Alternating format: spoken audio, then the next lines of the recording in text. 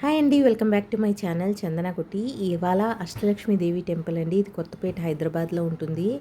ఈ టెంపుల్ చూపిస్తున్నాను మీకు. చాలా బాగా అలంకరించారండి. వినాయకుడి ఉత్సవాలు చాలా బాగా జరిగినాయి ఇక్కడ. నవరాత్రులు ఎంత బాగున్నారు చూడండి. స్వామివారు విడిగా వేరే అలంకరణ ఉంటుందండి.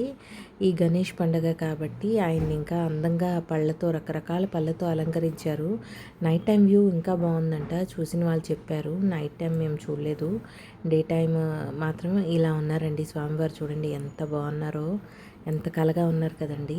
మీరు అందరి దేవుళ్ళని దర్శించుకున్నారా? బాలాపూర్ వినాయకుడిని, ఖైరతాబాద్ వినాయకుడిని అందరూ చూసారా అండి? నేనైతే చూడలేదు, టీవీలో చూడడమే. ఈసారి బాలాపూర్ వినాయకుడు స్వర్ణగిరి థీమ్ అంట కదా, మిస్ అయ్యామండి. ఈసారి మేము చూడలేదు. మళ్ళీ రేపేమో నిమజ్జనం.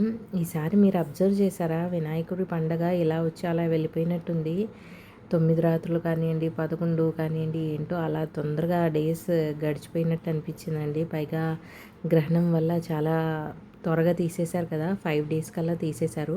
ఇదిగోండి ఒరిజినల్గా ఎలా ఉంటారు స్వామివారు. అలంకరణ అంటే ఆ పళ్ళతో అలంకరణ లేనప్పుడు ఇలా అందంగా ఉంటారండి. ఎంత బాగున్నారో కదండి. చాలా పవర్ఫుల్ టెంపుల్.